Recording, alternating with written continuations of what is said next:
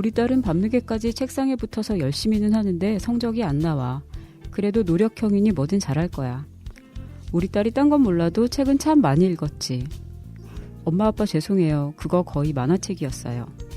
알고도 속아주시고 몰라도 속아줘서 오늘의 제가 있습니다. 사랑합니다.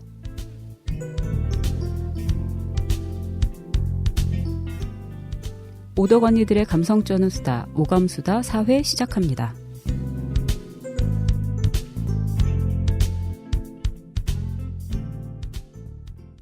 네, 안녕하세요. 마을미디어 도봉인에서 만드는 오덕 언니들의 감성 쩌는 수다, 오감수다 제4회가 돌아왔습니다. 인사하시죠.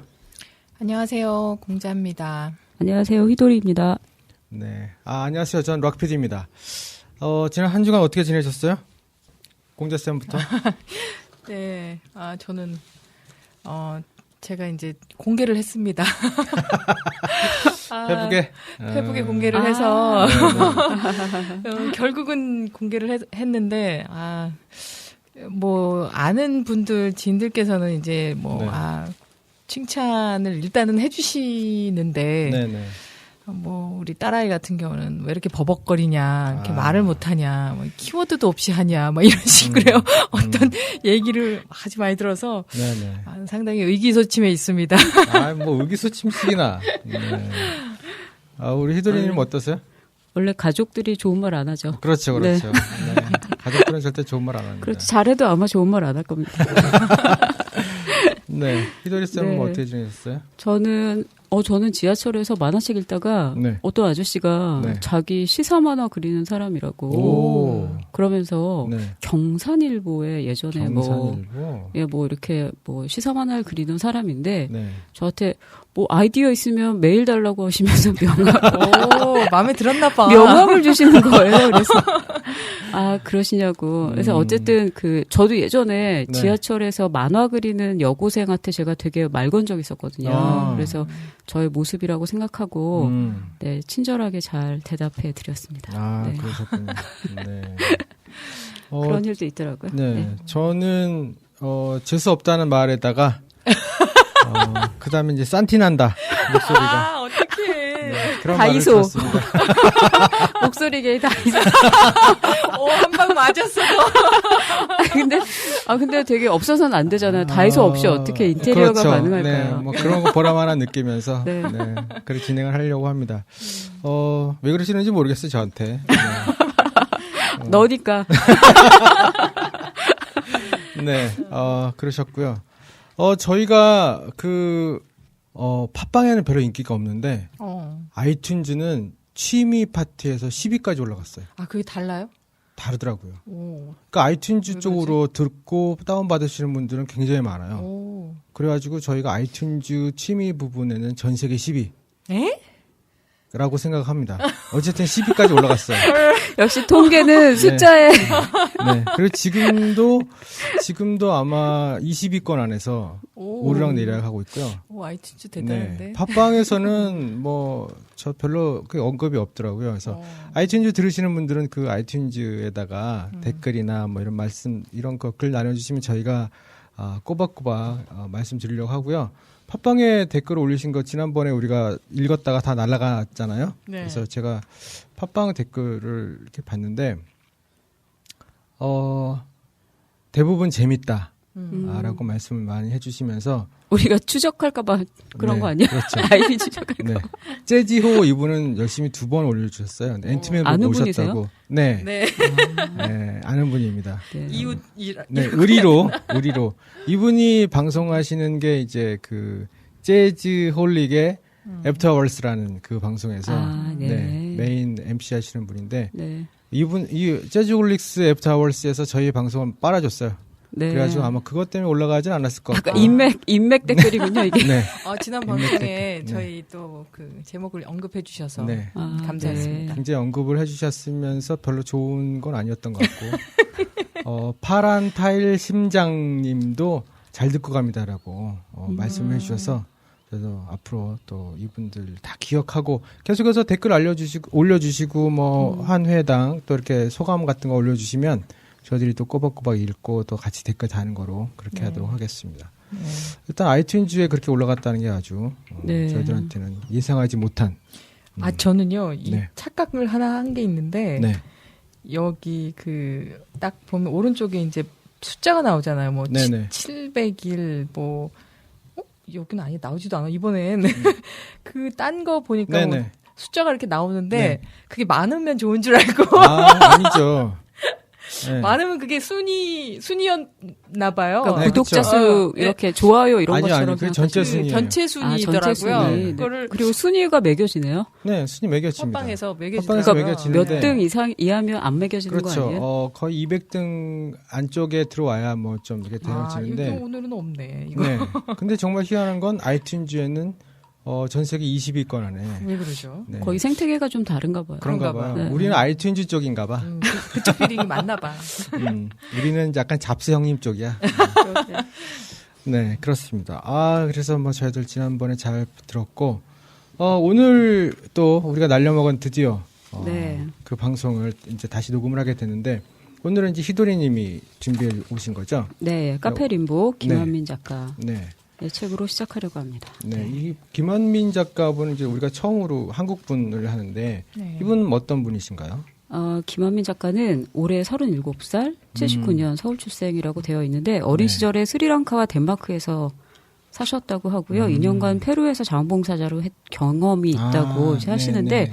그림체도 보면 처음에 봤을 때 이거 유럽 그래픽 노블 아니야? 이렇게 생각했을 정도로 그림체가 좀 남달랐던. 네. 네. 뭐 한국 작가라 해서 저도 놀랐어요. 네, 좀 되게 이국적이고 네. 뭔가 그런 정서 같은 것이 좀 달랐던 것 같고요. 네. 그다음에 그리스 비극 그 가면 제작사를 다룬 유리피데스라는 만화로 시작을 하셨고, 근데 만화만 그리시진 않으셨어요. 그래서 네. 뭐 웅구와 분홍돌고래라는 동화책도 그리셨고, 그다음에 뭐 SF 소설 눈먼 시계공이라는 게 있는데 여기에 네. 그 일러스트도 그리셨고, 네 그리고 한겨레 신문에는 감수성 전쟁이라는 칼럼을 연재하고 계세요. 그리고 뭐 다비드베도 그렇지만 그 n분의 1이라는 잡지 네. 본인만의 어떤 그런 잡지 편집장도 하고 계시고 뭐 SBS 라디오에서 책섬이라는 것을 이제 진행하고 계시고요.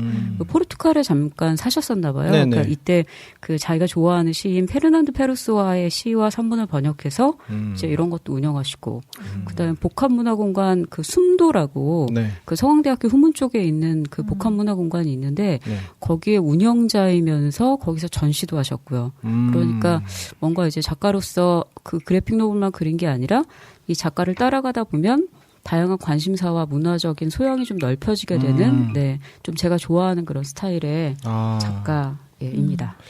네. 그 뭐 굉장히 다양한 작업들을 하시고 다양한 관심사를 갖고 사시는 분 같아요. 네, 예. 네. 그리고 뭐 이제 제 지인들이 좋아하는 거는 그림 여행을 관함이라는 책이랑 책섬이라는 책을 되게 좋아하시더라고요. 요즘에 그 드로잉 네, 작업이 되게 많이 좀 관심을 받고 네, 있잖아요. 네. 그래서 데일리 드로잉이라고 해서 네네. 생활 네네. 드로잉 계속 하는 것들. 네. 근데 이제 그런 그 흐름이랑 좀 맞았던 것 같아요. 그래서 그런 책섬과 그림 여행을 권함 이것도 굉장히 이제 좋아하시는 분들을 많이 만났습니다. 네. 그렇군요. 그러면 이분의 여러 가지 책들 중에 오늘 소개해 주실 책이 어떤 네. 책이죠? 카페 림보라는 림보. 그림 소설, 그래픽 노블인데요. 네. 일단 카페 림보는 세상 어디에도 속하지 않는 자들의 이름을 림보라고 하고 있고요. 예. 그래서 이런 사람들을 림보족이라고. 그러니까 그 사람들은 자기들도 어떤 족이나 정체성으로 묶이는 것을 거부하지만 그래도 굳이 그냥 말하자면 본인들을 림보족이라고 얘기하고 있고 이 림보족들이 자신만의 생각과 뭔가 사색을 나눌 수 있는 공간이 바로 카페 림보라는 정말 카페인 네네. 것입니다. 네. 그래서 줄거리까지 뭐 네. 이어서 말씀을 좀 드리면 네. 카페 림보의 첫 번째 구절이 그 체게바라의 일기랑 똑같이 시작이 돼요. 그래서 네. 오늘부터 새로운 여정이 시작된다. 이제 이렇게 좀 장엄하게 시작을 하는데 이 카페 림보에서는 인간을 두 종류로 구분을 합니다. 그래서 돌파구를 찾는 소수에 불과한 림보족, 그다음에 돌파구를 막는 다수의 존재인 바퀴족. 그래서 바퀴족이 점령한 82국에서 멸종 위기에 내몰린 그들이 림보 잠시 정부를 결성해요. 아, 예. 잠시 정부. 네, 상해 괜찮다. 임시 정부가 아니라 잠시 정부를 결성하고 6명으로 이루어진 림보 수색대가 1년간의 전쟁을 치르기 위해 길을 떠나는 겁니다. 아, 예. 그래서 그들이 완수해야 되는 미션은 3가지인데 네. 첫 번째는 바퀴족에게 최대한 타격을 가하는 것이고요. 네네. 두 번째는 탈출 루트를 확보할 것. 그리고 세 번째는 림보족들이 34세가 되면 대부분 죽는다고 합니다. 왜냐하면 뭐 바퀴족에 소속되는 것을 거부해서 자살을 하거나 예, 아니면 바퀴족이 되는 것은 곧 자기를 죽이는 거기 때문에 그것도 어떻게 보면 자살이 살아남지 못하는 것이죠. 네. 그래서 그 운명, 림보족의 운명을 막고 참된 나를 비춰줄 거울을 찾는 것. 이 3가지, 예. 거울이라는 것이 여기서 좀 상징적으로 많이 나와 있는데요. 그래서 네. 이 3가지 인물을 찾고 6명의 수색대가 1년간 벌이는 이야기를 이 카페 림보에 담고 있습니다. 네. 오, 굉장히 막 머릿속에 많은 것들이 들어와서 한꺼번에. 네. 그렇죠. 그 나라 이름도 희한해요. 82국. 네. 예, 어디서 많이 봤던. 네. 이게 네, 그럼 해외에서 많이 사용을 네, 했었던 그렇죠. 번호인 것 같아요. 국제전화번호군요. 네. 그렇죠. 002. 아, 그렇군요. 네, 뒤에 네. 82. 예. 82면 우리나라. 네, 그렇죠. 그래서 우리나라가 빨리빨리인가? 그런가 보다. 파리파리. 그렇구나. 글로벌한, 이 네. 빨리빨리가 글로벌 용어였군요. 아, 그랬구나. 82국에는 국정원은 없나? 당장 있어요. 작동할 것 같은데. 다음 주에 못 뵙는 거. 네, 그 주인공들은 또 어떤 사람들인가요? 그러니까 주인공들이 좀 중요해요. 네. 그 어떤 책들에는 이제 이야기가 있고 거기에 어떤 요소로 캐릭터들이 등장을 하는데 네네. 김원민 작가 책들은 캐릭터 그 자체가 스토리가 되는 그런 책이라고 생각이 되더라고요. 네네. 그만큼 이제 이 인물 하나하나가 가지고 있는 스토리들이 그냥 이렇게 꽃다발처럼 모아지면 이 이야기가 되는. 네. 근데 이제 아까 34세가 되면 림보족들은 대부분 자살을 하거나 네. 이제 사라진다고 했는데 네. 유일하게 60세 이상이면서 림보족으로 살아남은 뒤통수라는 총수가 있습니다. 이 사람은 네. 카페 림보를 만든 주인장이고요. 그리고 이 사람이 뭔가 이제 림보족으로 조금 더 수명을 유지할 수 있지 않을까라고 해서 림보족을 빨리 알아채리면 네. 준비할 수 있을 것이다.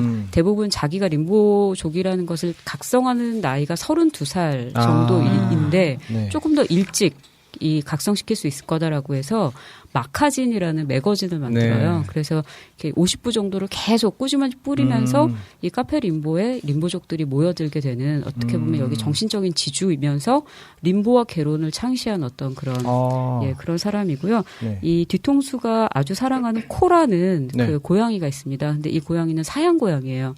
그래서 사양 고양이가 카페에서 온전하게 이렇게 살아있기는 참 쉽지 않은데 네. 어떻게 보면 뒤통수의 어떤 그런 것 때문에 평화롭게 공존할 수 있는 그런 뒤를 사양 봐주는군요. 고양이. 그러니까 그렇죠. 예. 뒤통수가 뒤를 봐주는군요. 맞습니다. 그리고 이제 6명의 아까 부대원들 중에서 가장 이제 리더격인 머리인데요. 이 머리는 33살이고 떠돌이 치료사예요. 네. 예. 근데 굉장히 이제 실력이 좋은 치료사이고 그다음에 손이라는 분이 있습니다. 손은 네. 전직 작가예요. 그래서 이제 이 사람은 자기가 글을 자기 작품이 외면당하는 것은 인정할 수 있지만 네. 정말 쓰레기 같은 그리고 이제 더 이상 너무나 많이 나와 있는 이런 말랑말랑한 글들이 베스트셀러가 되고 이런 것들을 인정하기 어렵다. 자기는 인정투쟁을 바라는 것이 아니라 정말 이런 세상이 너무 힘들다. 네. 그렇지만 림보족들은 자신과 같은 책이 꼭 세상에 나와야 된다라고 믿어주는 사람들이기 때문에 나는 림보족에 함께하게 됐다. 이렇게 얘기하는 그런 분이고요. 네. 그다음에 혀라는 곳이 있는데 이 혀는 위생병인데요. 네. 그 아까 머리라는 대장의 조수처럼 이제 이런 치료를 이제 전수받는 그런 네. 사람이에요. 네. 근데 이 캐릭터가 김원민 작가가 자기를 이제 자화상을 그릴 때 그리는 캐릭터랑 제일 비슷한 캐릭터. 자신의 모습을. 네, 약간 그래서. 예. 그래서 자기를 그렸을 때 이 모습이랑 이 혀의 캐릭터가 되게 유사하게 그려지는데 이 사람의 그 약점은 여자에 약해요. 김한민 작가도 그러나 보다. 그런 거. 네. 그리고 발이라는 캐릭터가 네. 있는데 이분은 전직 신문사 기자입니다. 근데 이제 신문사 기자들이 대표적으로 이제 밥문화가 있죠. 술과 네. 고기를 그렇죠. 늘 하면서 이제 회식 문화가 있는데 이분은 너무 불행하게도 채식주의자예요. 네. 그래서 이제 림보족에 오게 된 네, 그런 분이고 배라는 네, 분이 있는데 이분은 명문대를 졸업한 재원이에요. 소위 말하는. 근데 자기는 명문대를 졸업을 가까스로 한 것이 그 졸업식장에서 이런 쓰잘데기 없는 쓰레기 졸업장을 이렇게 막 짓밟는 퍼포먼스를 하기 위해서 가까스로 이제 부모님의 어떤 기대에 부응하는 척 하면서 네. 대학을 졸업하고 졸업식 날 난동을 부립니다. 네. 거기서. 그러니까 뭐 몇 년 전에 유행 뭐 이렇게 있었던 고려대 뭐 네, 나는 네, 오늘 네. 대학을 뭐, 자퇴합니다. 네, 이런 그분이 좀 연상하게 되는 그런 캐릭터이고 어떤 직장도 가져본 적은 없고요. 그다음에 더듬이라는 19세 통신병 역할을 하고 있는 친구가 있는데 네. 바로 이 친구가 이 마카진을 보면서 나도 그 림보족일 것 같다라고. 그러니까 일찍 각성한. 예, 그러니까 네. 뒤통수가 가장 원했던 그 케이스인 거죠. 그러니까 자기를 조금 더 일찍 자각할 수 있을 거다. 네. 그래서 이제 이 뒤통수와 그 코라는 그 사양 고양이를 빼고 네, 이 나머지 6명이 림보족의 1년간의 탈출을 그리는 그런 캐릭터가 되겠습니다. 살짝 그 매트릭스 같은 생각도 들기도 하고 매트릭스 보면은 이렇게 그 뭐죠? 레오. 네모? 니모 아닌데? 아니에요. 레오? 아니야. 어쨌든 그 키아누 리브스한테 네. 각성에 대한 걸 얘기를 하면서 빨간 약을 먹을래. 니온 아니에요? 니온? 니온이었는지 뭔지 하여튼. 약이 중요하니까 각성에 대한 것들을 딱 제시를 하잖아요. 약이 그러니까 나오죠. 전혀 모르고 살고 어쩌면 평생 모르고 살 수 있는 내가 박해족인지 그렇죠. 아니면 림보족이 있는지도 모르는 상황에서 각성을 딱 하는 그래서 뭔가를 새롭게 발견하는 그런 걸 보면 약간 매트릭스랑 비슷하지 않나. 고점에서 좀 많이 비슷하네요. 네. 네, 각성을 내가 나 자신의 정체성 뭐 이런 거. 네. 그럼 박희족은 어떤 사람들인가요? 이 박희족 구별법이 따로 친절하게 나와 있어요. 그래서 네. 아마 좀 보시면서 네. 박희족인가 나는? 근데 아마 좀 들으시면서 불편하실 수도 있어요. 뭐 이런 거 가지고 박희족이라고 해라고 얘기하실 수도 있는데. 근데 박희족이라는 그 설정도 참 사람들이 싫어하는 거잖아요. 박희족. 그렇죠. 박희가. 우리가 이제 바퀴벌레를 싫어하는 것이 뭐 이렇게 작아도 그 끔찍한 생명력이 그치. 되게 몸서리치게 싫은 네네. 부분이 좀 있잖아요. 네. 아마 그것 때문에 바퀴족이라고 하지 않았을까? 네. 한 15가지 그 체크리스트가 있는데 한번 연필 들고 있습니다. 연필 들고. 네. 예능 프로나 드라마 중독, 자발적으로 10분 이상 시청할 때 이제 바퀴족이라고 하고요. 네. 그다음에 나이, 결혼 여부, 출신지, 출신 학교 등의 정보를 대뜸 물어보는 케이스. 왜냐하면 그렇죠. 림보족이 가장 싫어하는 것이 어딘가에 속해 있고 이제 패거리 이런 것들을 싫어하기 때문에 아마 이런 것 같고. 학연, 지연 뭐 이런 따위. 소음을 발생시키거나 소음에 둔감한 거. 네. 그리고 흥행 작가 베스트셀러를 꼬박꼬박 챙겨봄. 아하. 저네요. 악을 쓰며 오는 자기 애를 사랑스럽게 보고만 있음. 그건 식당에서. 절대 그러면 안 되는데. 네. 그다음에 대화 시 성별로 유형화된 화제만 골라서 얘기한다. 남자는 뭐 정치, 자동차, 골프, 스포츠, 최신기기, 여자는 명품, 먹거리, 연예계, 가십. 이런 것들. 그다음에 자신의 블로그에 다녀온 카페 커피잔 사진을 스스럼없이 올린다. 아하. 네. 그런 거 많죠. 먹방 뭐. 네. 네, 저 그렇죠. 오늘 하나 올렸는데. 그리고 이거 젊을 때는 진보 성향, 늙으면 보수 성향. 그런 사람 많죠. 근데 가로 열고 본인 스스로 균형 잡힌 중립이라고 여길 경우 더 의심할 필요가 없음. 네, 맞죠. 네. 확실하네요. 이거. 그러네. 유행 상품을 그때그때 적극적으로 소비하는데 그치지 않고 거리낌 없이 소지하고 다님. 네, 이런 거 있고요. 명절이나 기념일에 단체 문자 발송. 이거 저 아주 싫어합니다. 정말. 그리고 요거 자기 아이 사진을 3장 이상 보여주거나 자식 얘기를 3분 이상 할 경우. 많죠. 그리고 이것도 정말 여기서 자유로울 수 없을 것 같은데. 그러니까요. 전 3분 이상 안 해요. 3장 이상 안 보여주고. 1분만? 아니, 우리 애가 싫어해, 그런 거. 그러니까, 참. 애가 림보족이 되는 걸 거부하는. 어디 가서 날 팔고 다니지 말라며. 바퀴족이 되는 걸 거부해. 네. 회사 관두겠다는 말을 입에 달고 다니면서 계속 다님. 많죠, 그런 사람들. 네. 그다음에 특정 종교의 방언을 타 종교인에게 당연하게 사용한다. 예를 들면 뭐 주말의 모해가 아니라 뭐 주일의 모해 뭐 이렇게 얘기하는 거. 네, 5분 이상 줄 서서 음식을 먹음. 어우, 힘들어. 저는 이거 한 적 있는데 최근에 그러게요. 아들하고. 네. 오전부터 심파 음악 청취. 아, 네, 네. 힘듭니다. 심파 음악이라 하면 무엇을 얘기할까요? 여기서. 모르죠. 자기 애에 빠지는 어떤 이런 행동들. 그렇죠. 그런 거겠죠. 그런 가요. 뭐. 남들처럼 되는 모든 것들이 거의 뭐 여기 다 들어있는 것 같아요. 네. 예. 거의 많은 것들이 해당될 것 같은데요. 네. 공자쌤은 뭐가 해당되세요? 아까 그 30분, 저도 사실 기다려서 먹는 거, 네. 이런 거 되게 싫어하는데, 최근에 아들하고 이제 맛집을 꼭 가야 된다. 그래서 이제 30분 정도를 기다렸다가 먹은 적이 있는데, 네. 기다릴 때 짜증 났지만, 먹을 때는 기분 좋게 맛있게 먹었습니다. 그거 정도 해당되고, 또 예능 프로 저 10분 이상, 1시간 이상 봅니다. 자주? 자주라기보단 주말에 하는 거는 다 보세요? 예, 거의 챙겨서? 이렇게 무한도전 이런 거 그런 건 꼭 보죠. 네, 그러시군요. 우리 희돌이님은 저는 이제 이거를 다 어느 정도는 다 조금씩은 다 하는 것 같은데 네. 바퀴족일 수도 있는 게 나는 아니라고 생각한다. 그래서 그렇다 치자. 그렇다 치자. 네. 바퀴족이라 치고. 네. 네. 그 바퀴족이 된다고 하는 거는 결론적으로 그럼 뭔가요? 바퀴족이 된다고 하는 것은 획일화되는 거. 네. 그다음에 내가 나다운 것에 대해서 생각해보지 않고 그렇죠. 끊임없이 바퀴벌레처럼 재생산하고 살아남으려고만 하고 왜 살아남으려고 하는지 자기만의 이유가 없는 어떤 그런 거죠. 것들? 그러니까 내가 이걸 왜 하는지도 모르고 그냥 하는 거. 예. 그런 부류가 되는 거죠. 그러면 오타쿠들은 절대 바퀴족이 아니겠는데?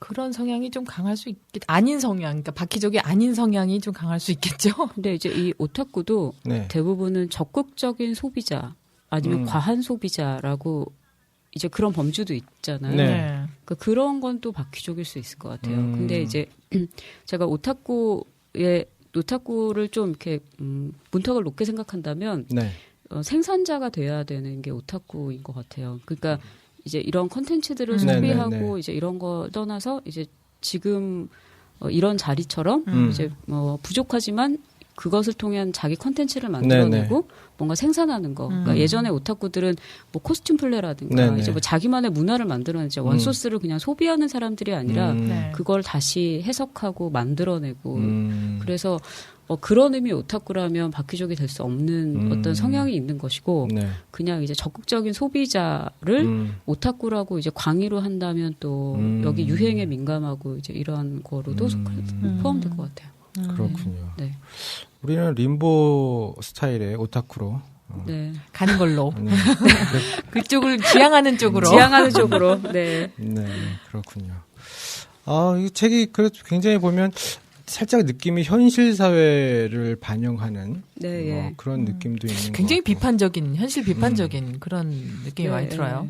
굉장히 그러니까 읽다 보면은 바퀴족이 읽으면 되게 기분 나쁠. 네, 그렇죠. 왜냐하면 그냥 열심히 살았던 거죠. 열심히 살고 그 사람들은 그렇죠. 남들만큼 열심히 살으려고 하고 그 안에서도 힘들었었고. 근데 이제 그거에 대해서 가차없이 이제 너는 바퀴족이다라고 얘기하면 그렇죠. 그러면 억울할 수 있을 것 같아요. 근데 이제 하나하나 이 감수성을 따라가다 보면 그럴 수 있겠다. 이제 그런 포용력을 갖게 되는 것이 약간 그래서 불편한 만화? 그러니까 만화가 그냥 재밌고 막 이런 게 아니라 약간 뺨을 한 대 후리치는 그런 한 대 맞는 듯한 느낌으로. 네. 그래서 여기 보면 결혼식 같은 이제 이런 거를 굉장히 막 진짜 공장처럼 잘 묘사한 그런 곳이 있어요. 결혼식은 일반적으로 공장에서 하는 거 아닌가요? 맞아요. 그리고 이제 그 성형부터 시작해서 똑같이 돼야 된다. 그리고 막 이렇게 줄 서서 그 남자한테 막 이렇게 쇼케이스를 하는 거죠. 나는 이렇게 예쁘고 이런 학벌이 있고 이렇게 하는데 너 200 나한테 월 200은 줄 수 있니? 이제 이런 식으로 가는 건데 이제 이런 게 두 가지 측면. 그러니까 첫 번째는 열심히 그냥 잘 살았던 사람들에게 불편함을 줄 수 있고 그다음에 림보족이라고 생각하는 사람들에게조차도 이제 이게 페미니스트들이 보기에는 네. 그렇게 살고 싶어서가 아니라 그 시스템 안에 놓여진 희생자들이라고 생각할 수 있는데 오히려 그것을 이제 통으로 거부하는 뭐지 이런 걸로 보여서 좀 불편할 수 있을 것 같고요. 네. 거기에도 약간 페미니스트 얘기가 좀 나와요. 그래서 이런 시장에 이렇게 들어가지 못한 여자들이 예, 약간 한 군데 몰려서 쓰레기처럼 이렇게 처분해야 되는 그런 장면들도 좀 나오는 그런 게 있습니다. 네. 그리고 심지어는 막 장례식장 같은데 또 그래요. 그러니까 장사가 된 마당에 죽음을 축하하지 못할 이유가 무엇이냐. 이제 이러면서. 장사조차 장사가 되는 마당. 그리고 모텔이나 이제 이런 걸 보면서 뭐 성욕 처리 시설이라고 얘기를 하고, 근데 제가 여기 되게 공감했던 부분이 지하철을 노동력 분배철이라고 이제 묘사를 해요. 딱이네. 딱. 이제 너무 공감하거든요. 아침마다. 예리하네. 네. 그 4호선 타면 그 4호선이 죽을 사자라고 그러잖아요. 아, 네. 그렇죠. 그러니까 사람이 너무너무 그렇죠. 많거든요. 가장 많은. 근데 보면 뭐 동대문 운동장에서 2호선 갈아타서 직장인들 많은 을지로섬과 시청 이런 데서 미친 듯이 내린단 말이에요. 그러니까 이게 진짜 그 노동력 분배철 맞다. 그래서 여기 나와 있는 그 해석 하나하나가 약간 김한민식 그 단어장 사전 그러네, 그런 진짜. 느낌이 들 정도로 촌천살인. 그러네요. 네. 말을 아주 그렇습니다. 적확하게 쓰시는 그런 그런 분 같아요. 고민을 많이 하시고 그만큼 이분의 감수성은 대단하다. 괜히 한겨레 신문에 감수성 전쟁이라는 칼럼을 쓰는 게 아니다. 이런 생각이 들었습니다. 물론 나이가 많다면 많고 또 어리다면 어릴 수 있는 나이인데 이렇게 딱 정확한 시대 해석 같은 것들을 짚어내는 그런 그래픽 노블을 올해 37이고 이거를 썼을 때 나이가 35? 굉장한 통찰력인데 아마 림보족으로 살아남은 작가? 그러네. 35? 34세 어떻게 되지 않고 넘기고 잘 넘기고 뒤통수가 되실 수 있는 그런 작가인 것 같습니다. 네, 이 책에 대한 얘기를 이제 좀 더 들어야 될 텐데 그 전에 우리 또 한 템포 쉬어가는 의미에서 노래를 한 곡도 이곡에 맞는 노래를 한 곡 준비해 주셨다고요? 네. 300에 30 김대중 씨가 부릅니다. 김대중. 김대중 씨 우리가 아는 그 김대중 씨인가요? 아니면 다른 분인가요? 다른 분입니다. 새롭게 떠오르는 김대중, 가수 김대중. 300에 30 그 무슨 의미래요? 그 월세 300에 30. 그럼요. 난 또 스파르타 300 그런 걸 네. 그럼 듣죠, 저는. 알겠습니다. 김대중 씨의 300에 30 한번 들어보도록 하겠습니다.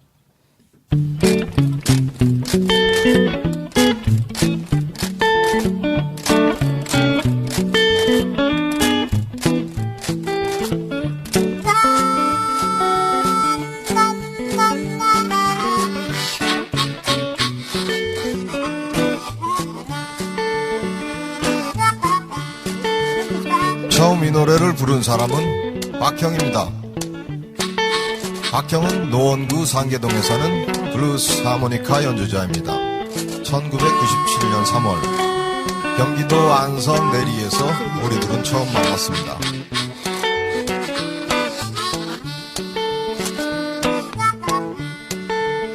(300에 30으로) 신월동에 가보니 동네 옥상으로 온종일 끌려다니네. 이것은 연탄 창고 아닌가. 비행기 바퀴가 잡힐 것만 같아요. 평양냉면 먹고 싶네. 네, 김대중의 300에 30 들었고 왔습니다. 가사가 아주 독특해요. 네. 재밌네요. 옥탑방에 사실 것 같은 옆집 아저씨가 불러주는 그런 노래 같죠. 네. 내가 이름이 김대중 씨라서 더 절절한 것 같아요. 이분이 얼마나 이름 때문에 그러니까. 네. 저 김대중이라는 사람도 하나 알아요. 저도요. 네. 아, 그래요? 네. 이름이 아주 독특한 분인 것 같아. 어떻게 이렇게 졌을까? 사실은 제 이름도 저희 어머니가 국회의원 이름 따라줬대요. 좋아 보이셨나 보다. 네, 있어요. 그 있어요. 국회의원. 근데 뭐 별론 것 같아. 네. 나가서 출마하시죠. 도봉구 한번 출마하시죠. 절대 안 합니다. 네. 이제 우리가 이 노래를 듣고 왔는데 보면 림보 림보 림보들의 생각일까요? 이게 이 노래가? 아니면 바퀴벌레들에게 치인 바퀴벌레들의 루저들에 대한 이야기일까요? 아주 약간 그 느낌인데요. 진짜 후자의 느낌인데요. 치인, 바퀴에게 치인 루저. 네. 약간 그런 느낌. 그렇군요. 근데 이 림보들은 뭐 미션들이 아까 있다고 하셨는데 네. 그 미션들에 대해서 어떻게 나가나요? 그러니까 미션이 그러니까 바퀴족을 최대한 타격을 가하고 네. 탈출 루트를 확보하고 네. 거울을 찾으라는 게 있는데 사실은 이게 뭐 따로따로 분리된 미션이 아니라 좀 다 연결이 돼 있어요. 네. 그래서 이제 거울 찾기 관련된 게 있는데 그 림보족의 행동 강령이라는 게 있어요. 그 림보족 행동 강령은 become what I am, 그러니까 나인 것이 되어라. 근데 여기서 이제 제일 싫어하는 게 나를 찾아라. 이제 이런 말을 되게 싫어하는데 나를 찾는 것이나 뭐 나를 찾아 떠나는 여행이라던가 이제 이런 거는 네. 어떤 나라는 것이 완성품처럼 어디에 있는 거고 이제 이렇게 약간 해석을 하시는 것 같아요. 그래서 나는 되어가는 것이지 뭐 나를 찾는다는 의미는 아니다. 그러니까 네네. 나는 다른 사람이고 원래 내가 어딘가에 순수하게 있어서 그거를 딱 찾는 게 아니라 그러니까 나는 되어가는 것이다라는 개념을 오히려 찾는 게 나쁜 게 아니라 되어가는 개념을 강조하려고 하니까 이제 찾는 건 아니다라고. 깨달음의 과정을 말하는 것 같네요. 그렇죠. 뭔가 그냥 어디서 뚝 떨어진 어떤 상품이 아니라는 거겠죠. 네, 그 과정이 중요하다는 것 같고 나는 곧 죽어도 나여야만 하는 존재이다라는 네. 것이 이제 행동 강령인데 두 가지가 있어요. 그래서 바퀴족의 생존 유형을 거부해라. 그래서 바퀴족을 통해서 내가 아닌 것이 무엇인지 확인해라. 이거고 두 번째는 거울을 찾아 나를 비추어라. 네. 그러면 내가 무엇인지 알아낼 수 있다. 근데 이 거울이라는 것은 당연히 바퀴족이 늘 쓰는 그런 거울은 아니다. 거울은 사람이다라고 얘기하고 있어요. 예, 그래서 이제 이 거울을 찾는 것이 이제 이 림보족들의 6명의 아주 중요한 미션 중에 하나인데요. 이게 그냥 거울이라는 사람은 바퀴족은 아니에요. 이제 막 네. 바퀴가 되어가는 사람을 거울로 쓸 수는 있어요. 그렇지만 바퀴족은 아니어야 돼. 근데 이 거울이 될 수 있는 사람들의 최고의 조건으로 시인을 뽑아요. 근데 이제 시인이라는 것이 이제 뭐 그냥 막 시를 썼던 데뷔한 어떤 이런 사람이 아니라 네. 시를 쓸 수 있다고 믿는 사람을 여기서는 시인이라고 얘기를 하고 있고 그냥 이 거울을 나를 비춰줄 수 있는 어떤 사람을 만나기 위해서는 그냥 만나기만 하면 안 되고 네. 이 사람을 한번 닦아줘야 돼. 왜냐하면 거울이라고 해도 이 사람이 너무 뭔가 찌들어 있을 있을 거기 때문에 일단 뇌를 세척해줘요. 그래서 그 사람을 막 삶아. 아니 그 사람을 막 잡아가지고 그 귀를 이렇게 옆으로 대고 막 이렇게 물을 넣어가지고 이 사람 뇌를 막 세척해요. 중이염 걸릴 것 같은데. 그러니까요. 그리고 심지어는 이제 그렇게 했는데 잘 안 돼. 그러니까 네. 그 다음에 발명한 게 이 머리가 그러니까 네. 뒤통수가 아니라 그 머리가 발명한 게 거울 닦기라는 거를 발명을 해요. 그러니까 거울 닦기는 보면 용액 같은 것 같아. 네. 근데 어떻게 만드냐면 일단 시인을 포획해요. 그러니까 네. 시를 쓸 수 있다고 믿는 사람을 잡아.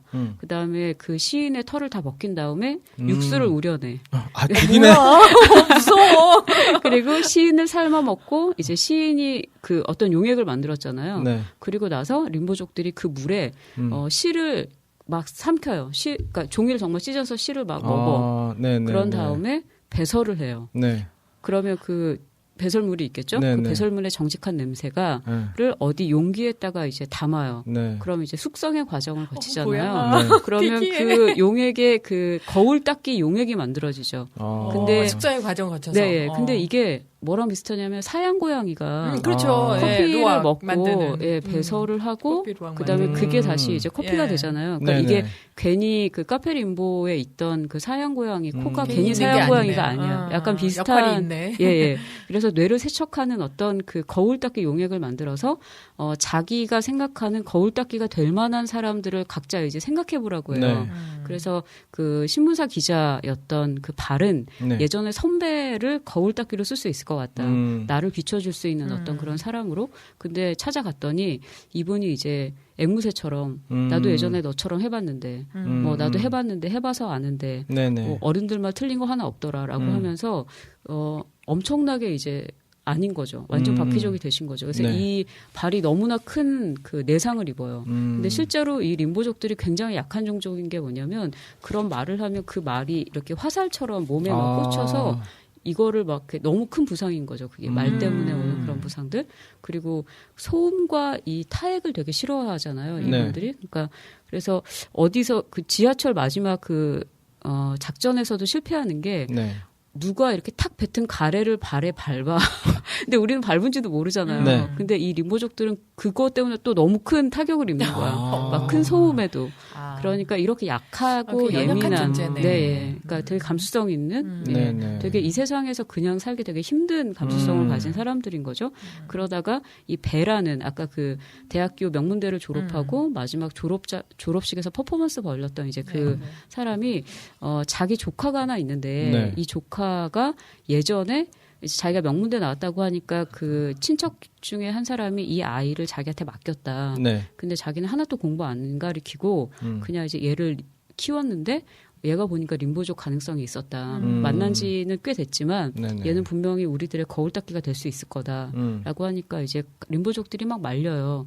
왜냐하면 어린이들은 부모가 있기 때문에 금방 바퀴족이 될 확률이 너무 높고 요즘은 어린이들이 더 쉽게 게임 아웃이다. 맞아요. 네, 그러니까 오히려 이제 그 자각 있는 어른들 중에서 거울 닦기를 찾는 게 더 좋지 않겠냐라고 하는데 굳이 이 조카를 찾아가요. 네. 근데 이 조카가 너무나 많이 이제 바퀴족으로. 된 바퀴화된 거죠. 예, 거구나. 바퀴화된 거죠. 그러니까 게임기를 계속 가지고 있고 네. 그다음에 뭐 내가 대학 안 가도 뭐 책임질 거야 뭐 이러면서 그 아이에게 거울 그 닦기 용액을 투척했는데 오히려 이 친구가 배가 더 네. 많은 내상을 입어요. 그래서 이 친구도 이제 중간에 포기하게 되죠. 예.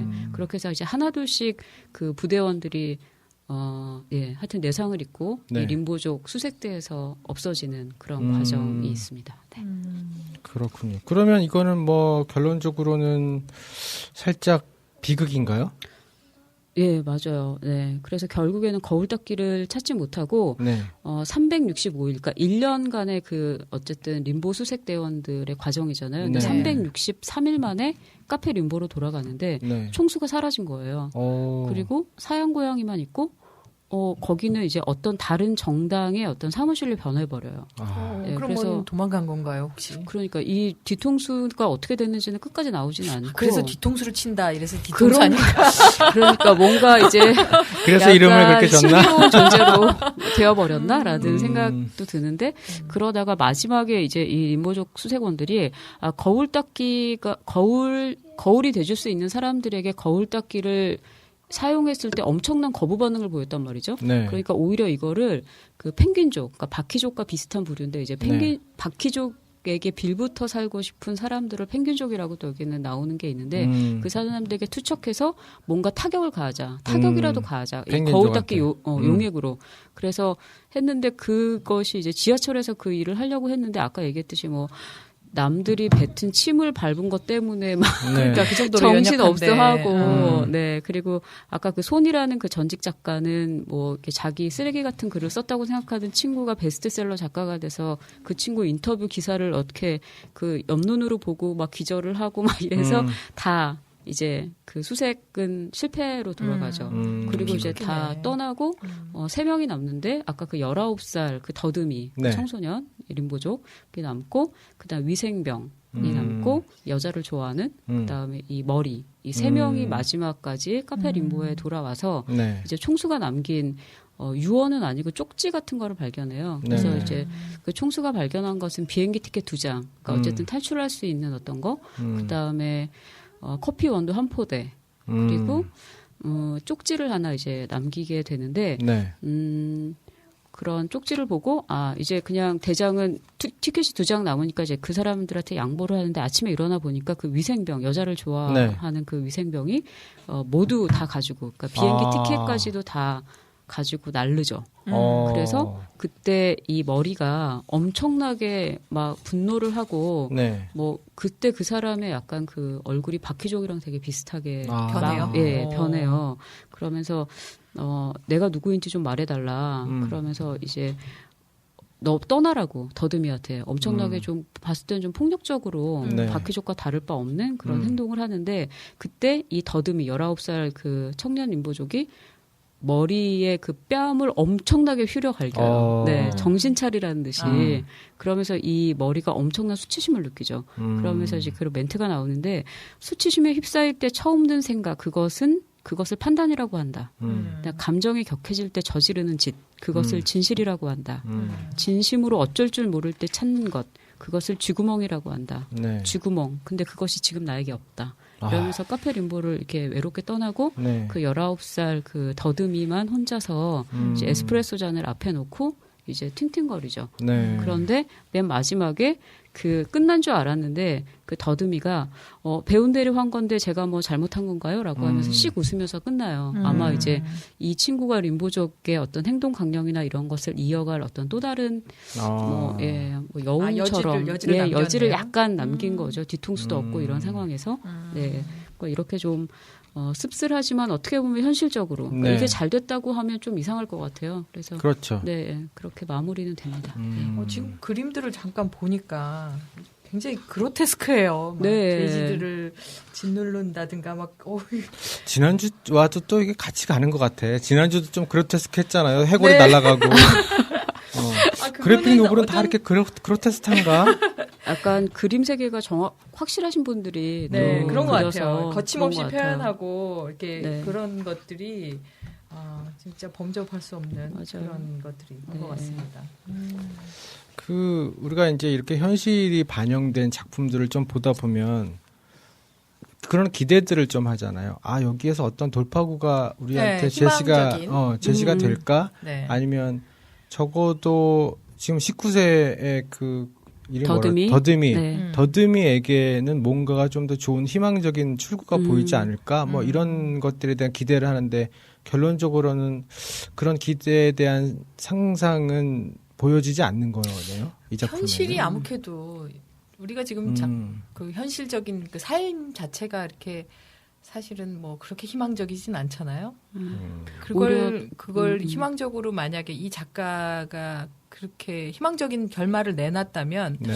자신이 어떤 인정하지 못하는 그걸 또 어떤 박희족 성향의 어떤 것이 아닐까. 그럴 수 있겠네. 네, 그래서 스스로 인정을 못할 것 같은데요, 작가 스스로가. 더듬이한테는 큰 교훈이 있었을 것 같아요. 그러니까 약간 이런 어디에도 속하지 않은 사람들에게 갖는 환상 같은 게 있잖아요. 좋은 일을 한다고 생각할 때 이제 갖는 환상. 근데 제일 먼저 그걸 깨야 되잖아요. 여기도 그렇죠. 사람 사는 곳이고 이제 이 안에서 어떻게 해야 되는지 뭐 그런 오리엔테이션이 되지 않았을까? 이런 현실을 그냥 받아들이는 수밖에 네. 없다. 이런 메시지를 주는 거 아닐까요? 네. 그리고 어떻게 저는 이제 바퀴족이냐? 아니면 림보족이냐? 근데 이제 사람이라는 존재가 있잖아요. 네. 이 앞에도 사람이라는 존재, 그러니까 인간은 탈출구를 아는 존재다. 그다음에 림보족은 탈출구를 찾는 존재다. 바퀴족은 탈출구를 막는 존재다. 이렇게 되어 있거든요. 근데 네. 계속 얘기는 림보족이랑 바퀴족만 나와 있고 네. 인간에 대한 얘기는 없어요. 근데 이제 가만히 살펴보면 그 인간이라는 것이 거울의 존재 아니었을까라는 생각도 좀 하게 되는데 만약에 이 림보족들은 어디에도 명명되지 않은 어떤 어떤 고통? 아니면 그런 걸 갖고 있는 사람들. 근데 자기의 고통이 사회적으로 명명되지 않은 사람들이잖아요. 그렇죠. 네, 네. 예. 근데 이제 그 사람들이 자기의 탈출 루트를 찾는 것은 스스로 어떤 왕국이나 뭐 어떤 정부를 구성하는 게 아니라 그것이 거울이라는 또 다른 타인을 찾는 것이라는 메시지가 저한테는 이제 되게 혹시 내가 바퀴족이지만 거울족 정도는 되어야 하지 않을까라는 생각이 들었던 것이 이제 마지막 끈이라고 생각하고 나를 찾아왔던 어떤 사람에게 네. 나는 그 사람을 죽게 하는 존재였었나 아니면 그래도 약간의 여지, 그러니까 세상에는 어떤 여지가 있다고 생각하게 만드는 존재였었나라는 그런 생각을 좀 하게 되더라고요. 네. 그래서 바퀴족보다는 어떻게 거울로 잠시라도 살 수 있을까? 네, 그런 생각도 좀 들었습니다.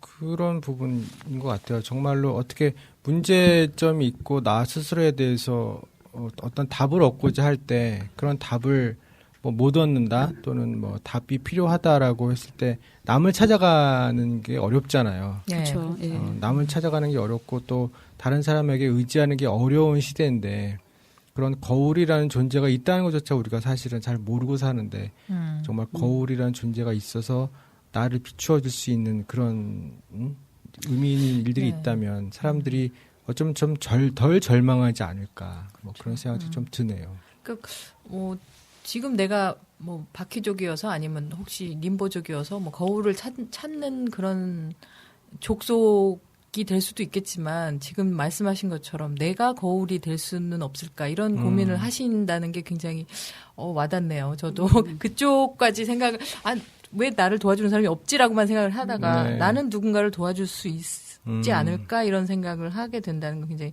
적극적인 사고이신 것 같아요. 그리고 여기서도 거울이 하나일 필요가 없다라고 얘기하는데 네. 거울이 여러 개면 좋다는 그렇죠. 아니지만 네, 네. 여러 개일 수 있다. 나를 좋죠. 비추는. 그러니까 그 거울이 진짜 사람인가 보다. 그게 아직 뭔가 이제 드러내지 않은 사람들 간에 약간 이런 걸 넓혀주는 어떤 그런 사람들 그리고 그러니까 명명되지 않은 어떤 어려움을 안고 있는 사람들이 그게 어떤 어려움인지는 여기는 잘 안 나와 있잖아요. 네. 그래서 오히려 좀 좋은 것 같아요. 그러니까 아직은 그 미지의 고통 속에 나의 어떤 그런 고통들을 다 이제 같이 넣을 수 있기 때문에 네. 림보족이라고 생각하는 분들도 뭔가 새로운 연대감 같은 거를 이 책을 통해서 얻을 수 있을 것 같고. 저도 지금 네. 얘기를 들어보니까 이 세상에 이런 생각하고 이런 생각하고 뭐 나만 뭐 힘들 때 특히 힘들 때는 나만 이런가 뭐 이런 생각이 들 때가 되게 많고 맞아요. 특히 아까 네. 뭐 누구의 침을 밟아도 막 상처를 받을 정도로 그런 저도 굉장히 연약한 존재라고 생각을 하거든요. 저 보기보다 연약합니다. 네. 그런 내 자신을 볼 때 이 나만 그런가 그런 생각을 했는데 이렇게 뭐 림보족이라고 딱 족속을 만들어 놓으니까 뭔가 힘이 되는 것 같으네요. 그러게요. 네, 그게 구체적으로 어떤 건지 모르기 때문에 더 감정이입하는 것에 더 도움이 되는 그런. 네. 네. 근데 저 어떻게 보면 비극적 아니 절망적 뭐 이럴 수 있는데 림보족의 수명이라는 게 있다는 게 네. 네. 그게 참 안타까운 것 같아요. 그렇죠. 30대 중반이라는 것에 대해서 림보족은 다 죽는다라는 것이 그 34살이라는 게 33살이었나 아까 34살이 살. 되면 네. 대부분 자살하거나 그렇다면 바퀴족이 33살이 되는 고비인데 그게 무슨 네. 의미가 있을까요? 아까 락 PD님은 예수님이 33살. 지난번 날려버리는 방송에 그렇게 말씀드렸긴 했었는데 네.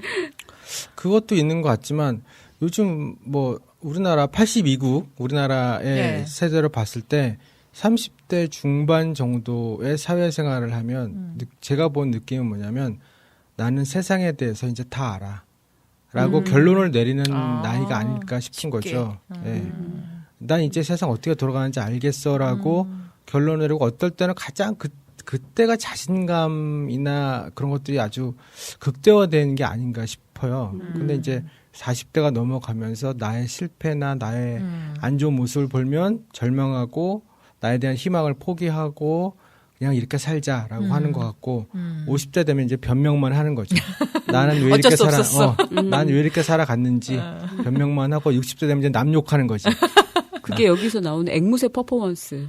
그래요? 네, 그런 게 있어요? 이렇게 관용어구처럼 뭐 이렇게 네. 뭐 어쩔 수 없고 뭐 이렇게 하다 보니 그렇고 살다 보니 다 그 말이 맞더라. 이제 이렇게 얘기하는 게 다 똑같은 말 하는 바퀴족이 얘기하는 앵무새 퍼포먼스고 이게 뭐 34살이라는 거에 대해서 뭐 김한민 작가가 어떤 의미를 부여했는지는 잘 모르겠지만 네. 여기 나와 있는 걸 유추하면 이제 이런 자기가 되는 것에 대한 싸움은 기한을 정하는 게 좋다. 그러니까 왜냐하면 이게 하루하루 유보해서 뭐 내년에는 림보족이 될 거야, 내가 될 거야, 뭐 이러는 게 아니라 뭔가 자신만의 어떤 기한을 딱 정해놓고 그것을 향해서 굉장히 치열하게 싸워보는 게 중요하고 그 다음에 열심히 사는 것에 대한 강박증이 다 있는데 네. 한 달 정도 아무 일도 하지 않고 그냥 본능이 시키는 대로 해야 겨우 내가 무엇을 하고 싶은지 알 수 맞아요. 있는 근육이 네. 생긴다라고 맞아요. 여기 나와 있는 굉장히 게 힘든 있어요. 얘기죠. 예. 그러니까 우리가 되게 열심히 살아야 된다는 게 좋은 가치라고 생각하고 그저 네. 그냥 사는 네. 거잖아요.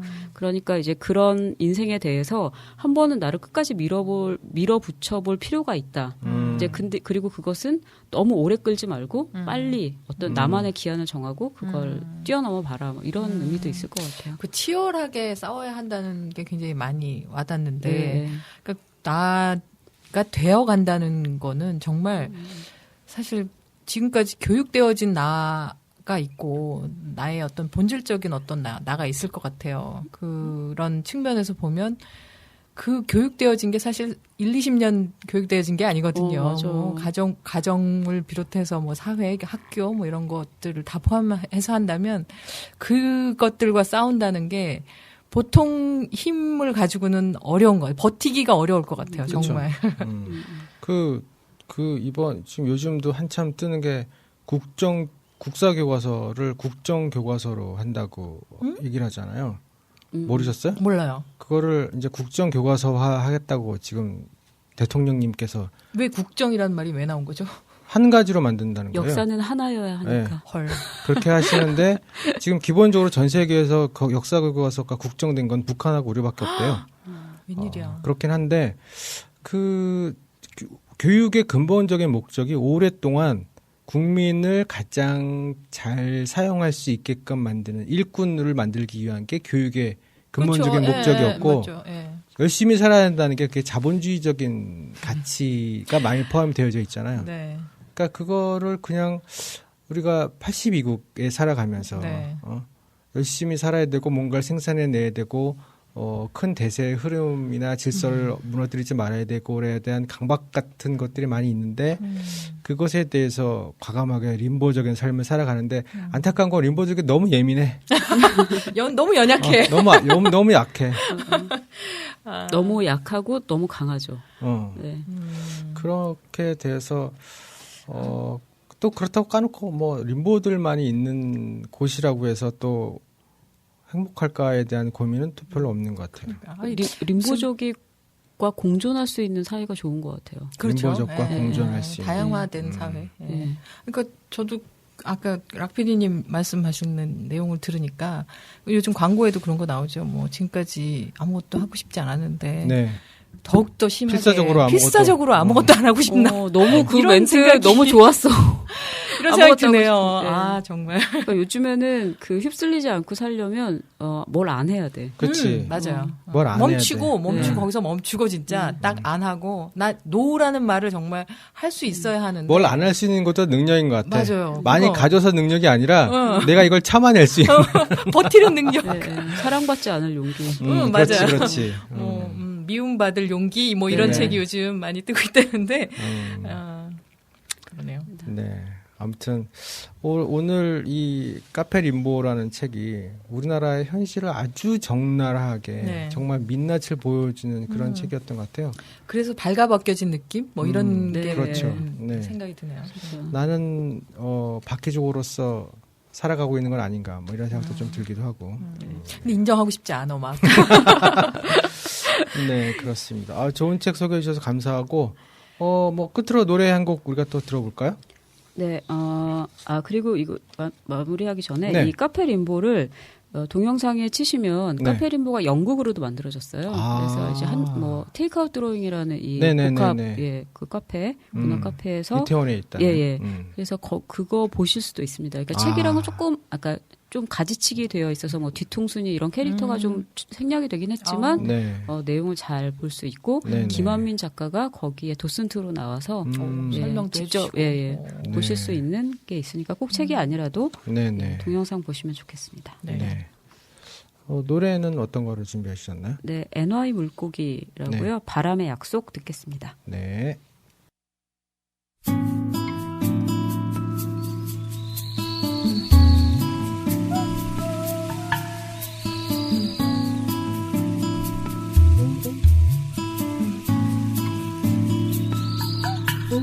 회색빛 하늘 거치고 파란 하늘이 보이며 풀냄새 가득한 공원 숲길을 따라 한없이 걷고 있는 나를 따르는 강아지 짓궂게 장난도 치고 소리 없이 다가오는 바람의 약속 널 시원하게 해줄게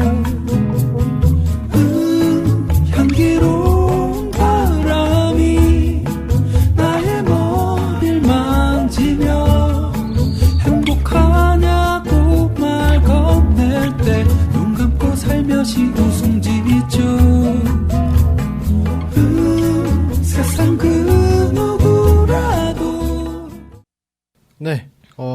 엔화의 물고기에 뭐라 그랬죠? 뭐죠? 바람이 불면? 바람의 약속. 바람의 약속. 네. 엄마야.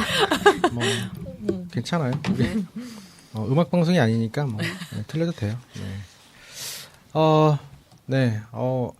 오랜만에 좀 이렇게 깊이 있는 책을 만난 것 같아요. 신랄하고. 네네. 예. 신랄하고 뭐 이렇게 우리가 아주 직접적인 그런 르포 같은 거나 아니면 다큐멘터리가 아니라 굉장히 은유적이면서도 네. 네, 많은 것들을 함유하고 있는 그런 작품이어서 그러면서도 감성을 놓치지 않고. 네, 네. 굉장히 좋았던 것 같아요. 네.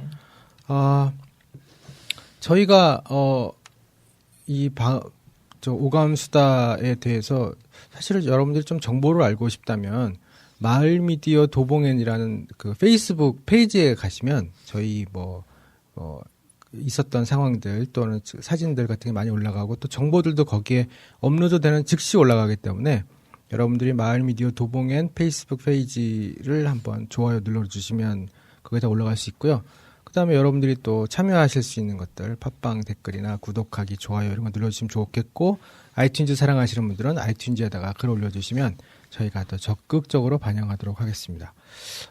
오늘 방송 준비해 주셨는 우리 희도리님 어떻게 보셨어요? 제일 마지막에 이 정리가 뭐 어떻게 해줄 수 있을까요? 나답게 잘 살아보자. 파이팅. 나를 잘 찾아가 보자. 네. 네. 늦지 않았다. 네, 그렇죠. Becoming me. 우리 다 34살은 넘었지만 네. 그래도 죽지 않았습니다. 네, 림보적으로. 여러분들 이 방송을 들으시는 모든 림보 분들 용기 내주시기 바라면서 네. 다음 회에 여러분들과 같이 이제 그 이야기할 책을 한번 우리 또 공자님 순서니까 공자님 한번 소개해 주시죠. 예, 오늘 진짜 너무 좋은 내용의 책을 소개해 주셔서 감사했고요. 네. 다음에는 조금 산만한 내용의 그래픽 노블이 될지도 모르겠는데, 네네. 다비드 베라고 하는 작가의 오, 다비드 배. 네, 다비드 배? 네, 다비드 배. 원래 비라고 돼 있는데 이제 네. 불어다 보니까 배라고 이제 많이 쓰더라고요. 근데 네. 제목은 이탈리아 일기. 이탈리아 일기. 네, 예, 일기입니다. 네. 네, 소개해드리겠습니다. 네, 이것도 그래픽 노블이죠? 네. 네네, 알겠습니다. 우린 또 그래픽 노블이 요즘 또 열심히 저희들이 참고하고 있는 것 같아요. 네, 다음 주 여러분 이 시간 또 여러분 만날 때까지 여러분 건강하시고 잘 살아남아 주시고 또 저희 방송들을 많이 사랑해 주시면 고맙겠습니다. 기다려 주세요. 네, 고맙습니다. 감사합니다. 고맙습니다.